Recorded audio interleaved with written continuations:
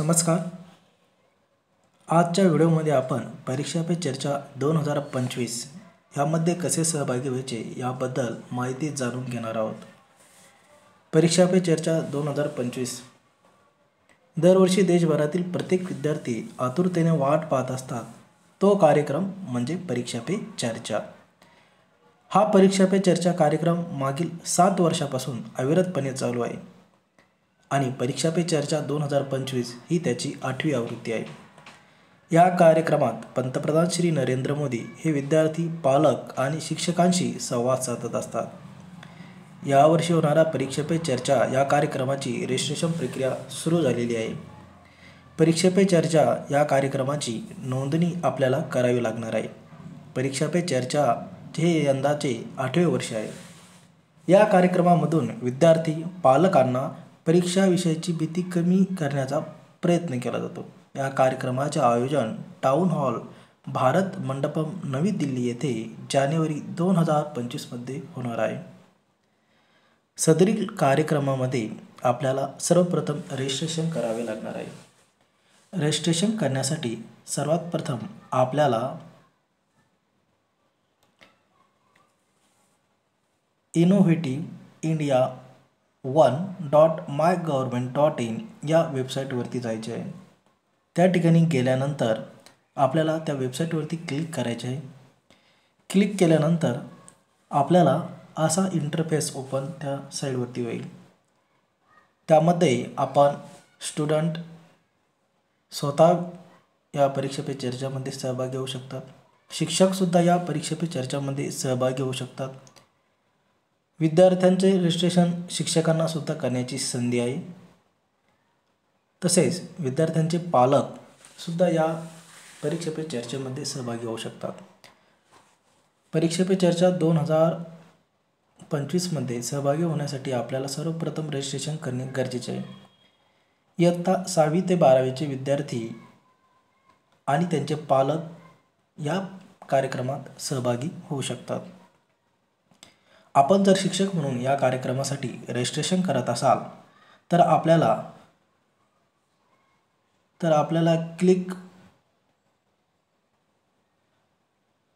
त्यामध्ये teacher for teachers या ठिकाणी जर क्लिक टू पार्टिसिपेट दिसतंय त्या ठिकाणी क्लिक करायचं आहे. त्यानंतर आपल्याला असा इंटरफेस ओपन होईल. त्यामध्ये आपल्याला log in to your innovate account असं टॅब ओपन होईल. त्या ठिकाणी फुल नेम यामध्ये आपलं स्वतःचं पूर्ण नाव टाकायचं आहे. त्यानंतर आपला मोबाईल नंबर किंवा ईमेल ID त्या ठिकाणी प्रविष्ट करायचं आहे. त्यानंतर आपण लॉग इन विथ OTP करायचं आहे. लॉग इन विथ OTP केल्यानंतर आपल्याला OTP प्राप्त होईल. OTP प्राप्त केल्यानंतर आपण कार्यक्रमामध्ये रजिस्टर व्हाल ॲज अ शिक्षक म्हणून. त्यानंतर आपल्याला जे तर आपली प्राथमिक माहिती त्या ठिकाणी फिलअप करायची आहे. तुम्ही टीचर म्हणून जर शिक्षक म्हणून या कार्यक्रमामध्ये सहभागी होत असाल तर आपल्याला आपले नाव, ईमेल ID, मोबाईल नंबर, लिंग, जन्मतारीख आणि जो विषय शिकवत आहात त्याबद्दलची माहिती या ठिकाणी फिलअप करायची आहे. शिक्षकांनी आपली स्वतःची पूर्ण माहिती फिलअप केल्यानंतर त्यांना आपल्या शाळेची पूर्ण माहिती या ठिकाणी भरायची आहे. शाळेचे नाव, बोर्ड, शाळेचा पत्ता, देश, राज्य, जिल्हा आणि पिनकोड ही सर्व माहिती भरल्यानंतर आपल्याला 5 प्रश्न विचारण्यात येतील. विचारलेल्या 5 प्रश्नांपैकी आपल्याला योग्य वाटणारे उत्तर आपल्याला या ठिकाणी निवडायचे आहे. प्रत्येक प्रश्नाला आपल्याला 4 पर्याय असतील. संबंधित प्रश्न हे शिक्षण व्यवस्था आणि परीक्षेवरती आधारित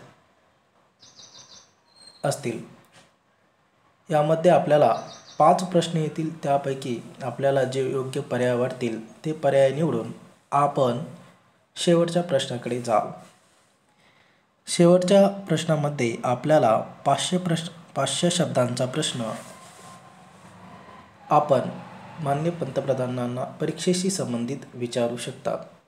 परीक्षेची तयारी कशी करावी, परीक्षेमुळे निर्माण होणारा ताण कसा हाताळावा किंवा आपल्या करिअरबाबत मार्गदर्शन या ठिकाणाहून आपण मिळू शकता.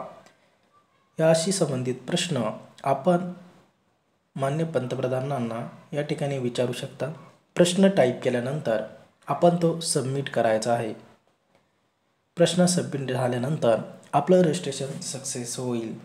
सर्वांना परीक्षा पे चर्चा या कार्यक्रमात सहभागी होण्यासाठी शुभेच्छा। सर्व पालक, शिक्षक आणि विद्यार्थी यांनी या कार्यक्रमात सहभागी व्हावे असे